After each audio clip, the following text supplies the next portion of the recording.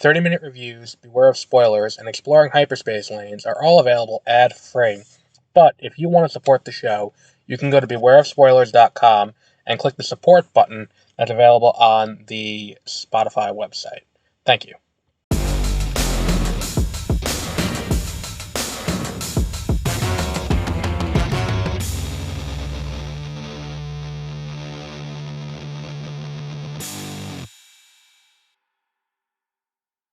Good morning and welcome to Beware of Spoilers. I am Adam, and I'm tired. You know, it is Friday. It's Good Friday for some denomination of Christian out there.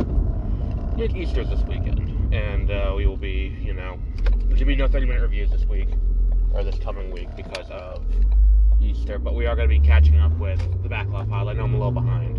I've been busy. But yeah, let's talk about X-Men 97, Episode 3, which I really enjoyed. I like how they're digging in on, and I think the X-Men TV show has always done this. They've always dug in and done kind of faithful adaptations of some of the weirder concepts in X-Men comics, which I don't have a problem with. I'm totally on board for all of this. But the thing that this made me realize is that 100% Mr. Sinister is the direction they're going in when the X-Men come to the MCU.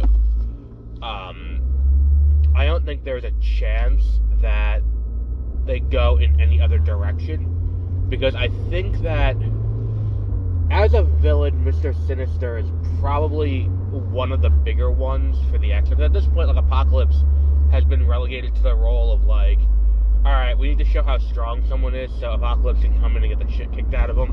What was the one I was reading? I don't think it was that recent, actually, where it's Thanos is kind of the same way now, especially in the animated stuff for Marvel Studios, on What If. He kind of is just look at how powerful this new guy is, because you know how powerful Thanos was in Infinity War and Endgame, and he's getting his ass kicked by all these other people.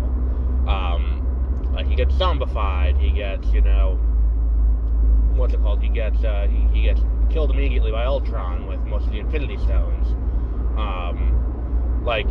Things like that are all kind of, interesting, that they do that, and Apocalypse is kind of the same way. So, it would be, I think that going with Mr. Sinister is an interesting route, and I think that that's kind of what this episode kind of telegraphed to me more than anything else. The fact that Mr. Sinister was the one who created the clone of Jean was the one, and look, going from this to immediately going over and watching Rick and Morty and watching the episode where Space Beth comes back for the first time, and it's her and Earth Beth having they don't know who's the clone, it kind of paired kind of well in a weird way, but regardless, I enjoyed the episode. I think there's a lot of visuals here that are really cool, anything happening with the X-Men was a really cool visual. Having the alternate Jean be the Goblin Queen, that was a pretty cool thing too, and have her take over as Madeline Pryor after. And I think by the end of the season we see her come back. I think it's the end of her. The fight scene with I'm always a sucker for if they can make stained glass fights look great, and they did that here, and that looked really good.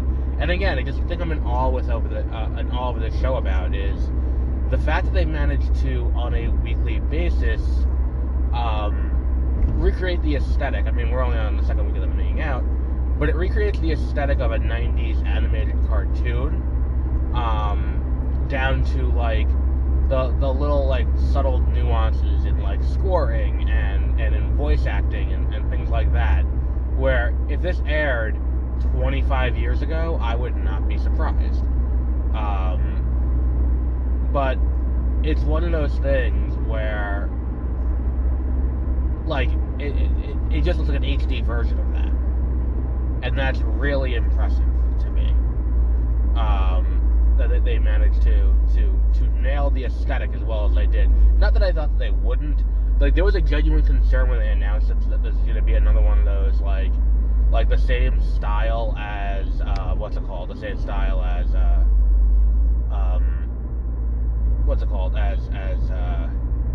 X-Men, not as What If, and I was like, I don't know, I think for What If, like, it's a cool thing for What If. I don't know if it works for everything.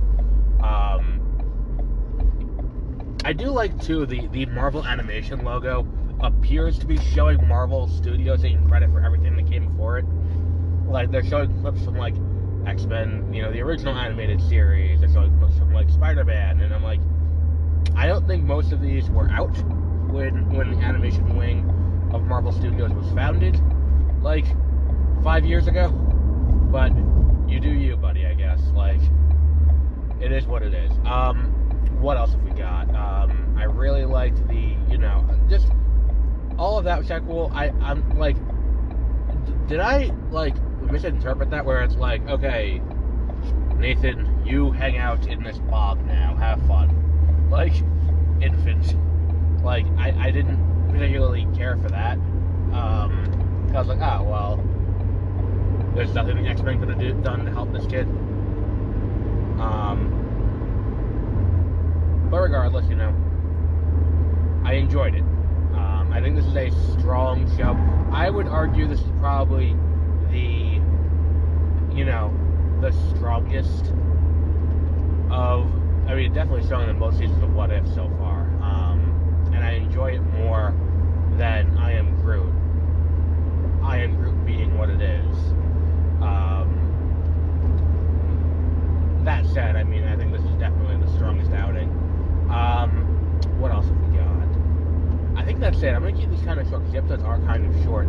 And this felt like culminating last week's cliffhanger and setting up Mr. Sinister as a villain who will be back later on down the line.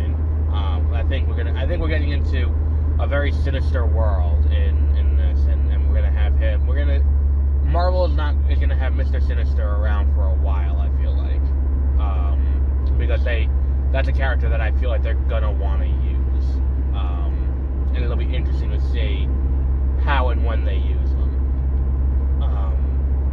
But yeah, we'll wrap up there for today.